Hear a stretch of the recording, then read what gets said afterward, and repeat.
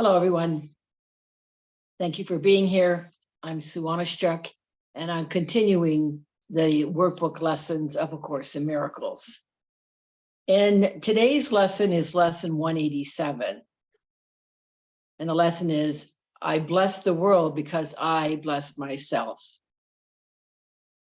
So as I begin today, this is for me, a pretty powerful lesson. And in my reflecting this morning, a lot opened up for me at another level.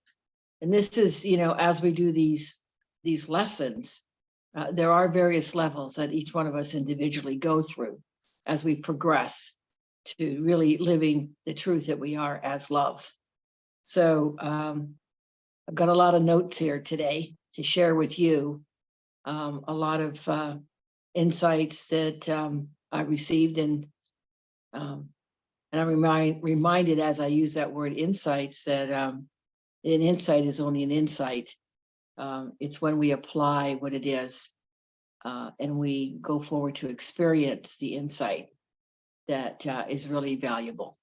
So I'm going to go on here. And as I said, I have a number of notes that I hope will be as helpful to you as they have been for me in taking this lesson to a deeper level.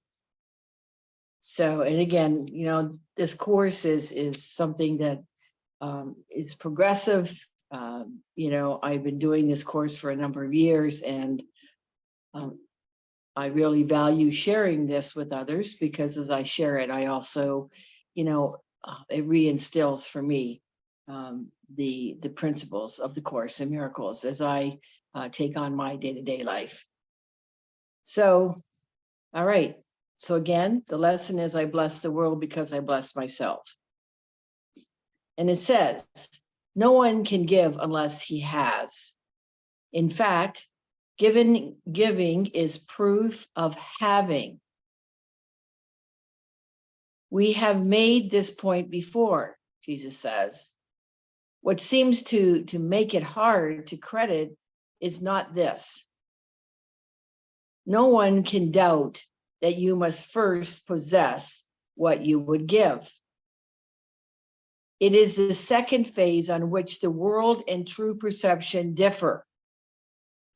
Having had and given, then the world asserts that you have lost what you possessed. The truth maintains that giving will increase what you possess. I'm going to read that last line again. The truth, the love that you are, the truth maintains that giving will increase what you possess. So it says, how is this possible? So what I want to interject here is that the ego thought system, remember, it's all about gaining and losing. And the ego is about form. And when we give something in form, it is viewed as a loss by ourselves. And it's a gain by the other that we're giving to. And this is all bargaining. Nothing is real that can't be shared. So remember, the ego gives to get versus living from, focusing on God's unlimitedness. Let me say it again. Unlimitlessness. God is limitless. There's limitless supply with God. And to be in that space, to be free in the space of knowing that there are no limits, that God is limitless, no matter what it is that I need, it's already provided. This takes a lot of practice and trust. And as I said earlier, I've even gotten that at a different level this morning. So again, how is this possible? For it is sure that if you give a finite thing away, your body's eyes, the ego's eyes, or the eyes that we see through with the ego, will not perceive it's yours. Yet we have learned that things but represent the thoughts that make them.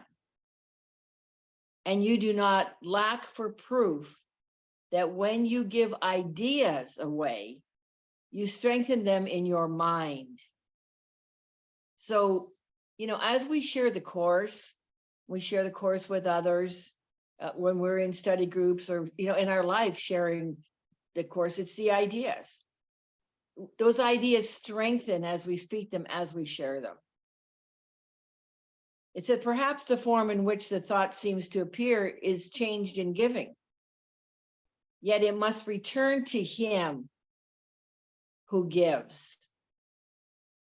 It says, nor can the form it takes be less acceptable. It must be more. So love does not impoverish us. So what it is to step up focusing, focus on God's unlimitless supply,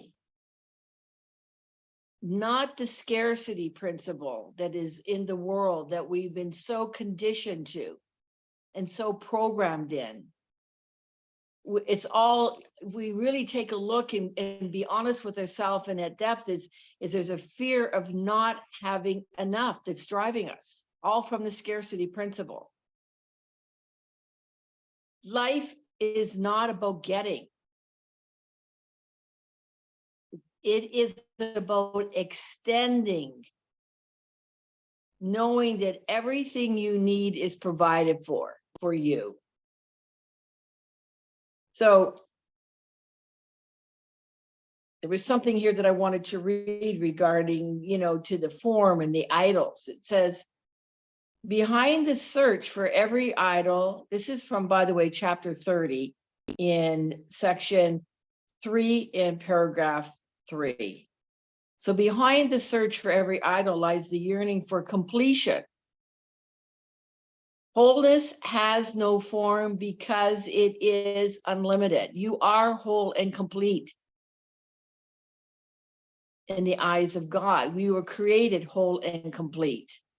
So to seek a special person or a thing to add to you to make yourself complete can only mean that you believe that some form is missing.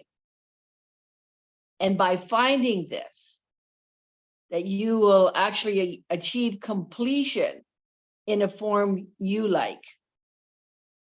So this is the purpose of an idol, that you will not look beyond it to the source of the belief that you are incomplete. And say that again, this is the purpose of the idol, that you will not look beyond it to the source of the belief that you are incomplete. You believe that you're incomplete. You're not whole and complete. You keep searching for something. You don't feel you're enough. Okay, so it says only if you had sin could this be so. For sin is the idea you are alone and separated off from what is whole. And thus it would be necessary for the search for wholeness to be made beyond the boundary of limits on yourself. We put limits on ourselves. We're the ones that do that. It says it is never the idol that you want, but you think it offers you. You want indeed and have the right to ask for.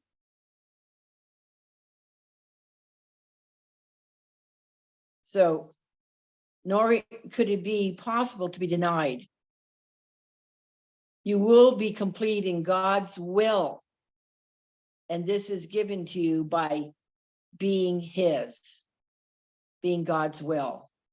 God knows not form. He cannot answer you in terms that has no meaning. And your will could not be satisfied from empty forms made but to fill a gap that is not there. So we believe more in the ego that keeps us in that separated from God.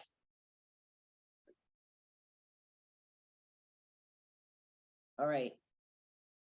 So that's what I wanted to read from chapter 30. So I will go on here. And I believe, let me see, we're at paragraph 3. All right. Ideas must first belong to you before you give them. If you are to save the world, you first accept salvation for yourself. We're actually not here to save the world. We're here to save ourselves. And in saving ourselves, we save the world. But you will not believe that this is done until you see the miracles it brings to everyone you look upon. Herein is the idea of giving clarified and given meaning. Now you can perceive that by your giving is your store increased. Now it says again, now you can perceive that by your giving is your store increased. It says, protect all things you value by the act of giving them away. And you are sure that you will never lose them. What you thought you did not have is thereby proven yours. Yet value not its form. Look how attached we are to form and the value we put on form. So it doesn't mean we don't enjoy it, but it's to really, we're going deeper here and looking at where do we put more value on form than on love. So for this will change and grow unrecognizable in time, however much you try to keep it safe. The form will always change. And what changes is not real. So no form endures. It says to value form is to worship death. It is the thought behind the form of things that lives unchangeable. It says, give gladly, you can only gain thereby. Thought remains and grows in strength as it is reinforced by giving. Thoughts extend as they are shared, for they cannot be lost. There is no giver and receiver in the sense the world conceives of them. There is a giver who retains, another who will give as well. So this is what, the world doesn't see that there is a giver who retains. When you give, that you retain. But from the world and from the ego, again, when you give, you're going to lose. That's what we have been programmed again to in this world, in the illusion, in the dream. And he says, and both must gain in this exchange, for each will have the thought in form most helpful to him. What he seems to lose is always something he will value less than what will surely be returned to him. It says, never forget you give but to yourself. Who understands what giving means must laugh at the idea of sacrifice. Really learning here the truth of giving here, of extending love. Nor can he fail to recognize the many forms which sacrifice take. So it says he laughs at as well at pain and loss, sickness and at grief, at poverty and starvation and at death. So whoever understands the truth about giving. He recognizes sacrifice remains the one idea that stands behind them all. And in this gentle laughter, are they healed? So again, there's sacrifice. behind our giving. And it said the ego doesn't want to hear this, because the ego believes to love is to sacrifice love. So it goes on to say illusion recognized must disappear. When we recognize the illusion, it must disappear. But we need to recognize it, we need to be aware of it. And it says, accept not suffering. And you remove the thought of suffering. So when we keep on, accepting that there's suffering in the world, that's what we're going to continue seeing. But here in the course, when we're coming from love, truth from love, there's not suffering. And then you remove the thought of it. It's all again our thought. We have to remove our thought around suffering. Your blessing lies on everyone who suffers when you choose to see all suffering as what it is. The thought of sacrifice gives rise to all forms that suffering appears to take. And sacrifice is an idea so mad that sanity dismisses it at once. So suffering isn't real. It's a thought that we entertain, and we keep entertaining, and we give it life. From our belief in suffering, we keep giving it life. And then, actually we use suffering as a defense against who we are in truth, which is love. Again, the suffering blocks the love that we are. So it says, never believe that you can sacrifice. So what we're learning here is that if you sacrifice something for another, you cannot give gladly. Sacrifice generates resentment, and you're giving attack. When you're sacrifice, you're not giving in freedom. So this is how the ego operates. Again, there is no freedom here.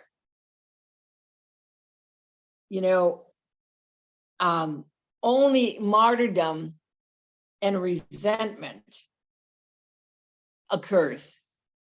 Sacrifice is not giving from love. So it said, there's no place for sacrifice in what has any value. We're not sacrificing from love. It said, if the thought of sacrifice occurs, it is its very presence proves that error has arisen and correction must be made. The correction through the Holy Spirit.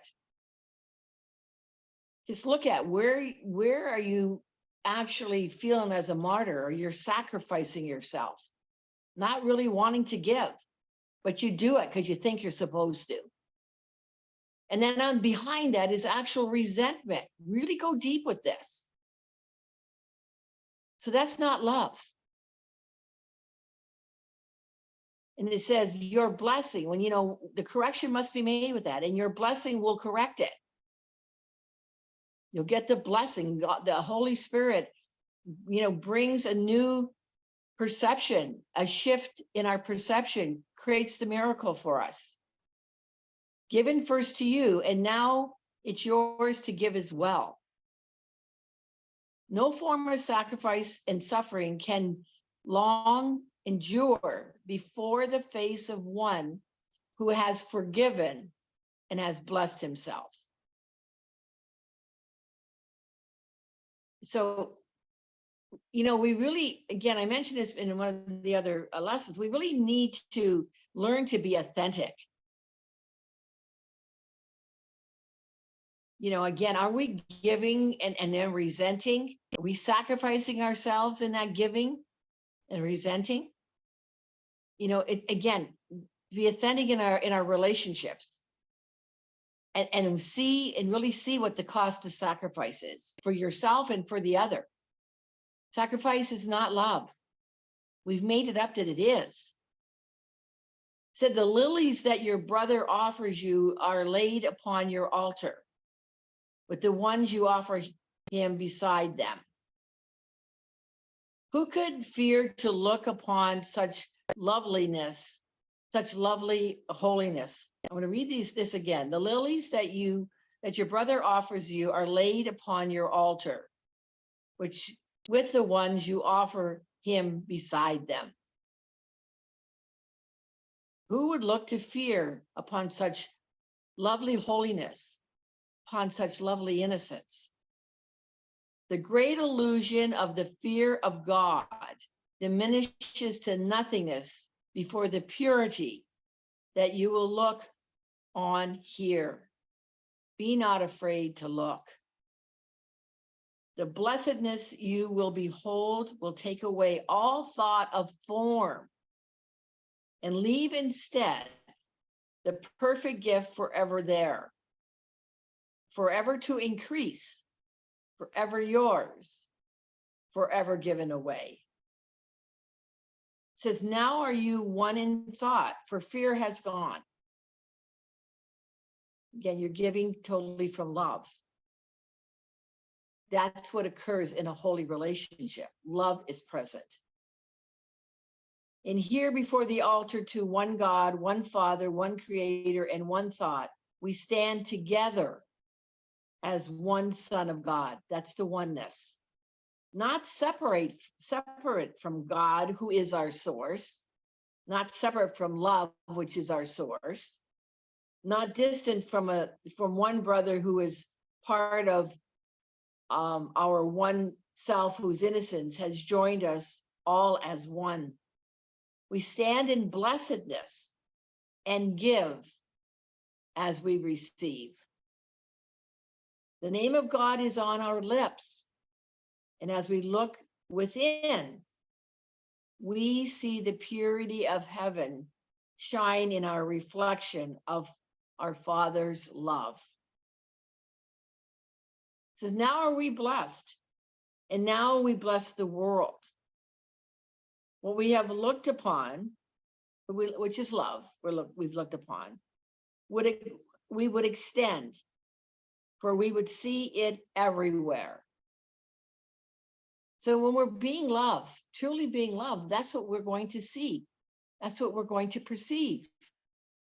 But if we're coming from fear, we're going to be seeing fear, coming from fear in the world, not seeing the wholeness and completeness of our brother or sister. We would behold it shining with the grace of God in everyone. We would not have to be withheld from anything that we look upon. And to ensure this holy sight is ours, we offer it to everything we see. For where we see it, it will be returned to us in form of lilies we can lay upon our altar, making it a home for innocence itself, who dwells in us and offers us his holiness as ours. So all self-betrayal, all self-sacrifice, sacrificing ourselves, all self-betrayal is sacrifice. And sacrifice is self-betrayal. We're not standing in space of love. So you want to notice as well where you are afraid to lay aside the defenses of your mind. Get clear on what they are for you. Because again, you cannot be in two worlds. It is you're either in fear or you're in love. You're either coming from fear, giving to get, or you are coming from the truth of who you are, which is love. And you're extending love from love. So again, remember, these lessons are helping us to recognize these lessons 181 to 200 are helping us recognizing the blocks to love. And that's what the course offers us. It's not teaching us to love because we already are that. It is giving us the practices and the principles to recognize our own individual blocks to love. And I know as I go forward today, I'm going to be more and more aware of focusing on God's unlimitlessness, his unlimitless supply, and not the scarcity principle, not fear of not having enough. Remembering that life is not about getting, again, it is about extending love, knowing that everything that I need is provided for. I only need to be patient and trust. So that is lesson 187, which is I bless the world because I bless myself. All right. I hope that was as helpful for you as it has been for me. And as I continue to do these videos, I can feel my own healing, my own growing. I am blessed. I feel very blessed and very grateful that I was directed to do this. And it really encourages me to continue on completing the rest of these lessons up to to complete the 365. Again, know that this is a process, and I hope that you are experiencing more of those moments of love and peace in your world, in your life. All right. Please, as I continue to expand and grow this community here on YouTube, I really appreciate, please go down below here and like this video. It does make a difference, as well as making a comment. I'd love to hear from you. Those of you who have, thank you. And share your thoughts on the lessons. That will help to support others as well, to get the message out to others. And it is in sharing that we receive as well. So also, when I say sharing, share this video out wherever you can, share it out to others. People are looking for these principles and looking for these practices. Again, as I said, often it's not necessarily they're looking for A Course in Miracles, but when they recognize what is available here, maybe this is something that their heart and soul is calling them to. So that is a gift to send out to others.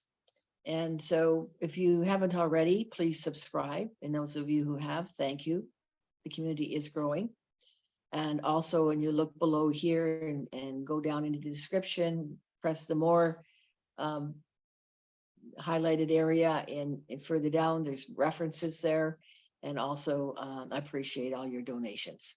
And it gives you direction as to go about that below this video here on YouTube.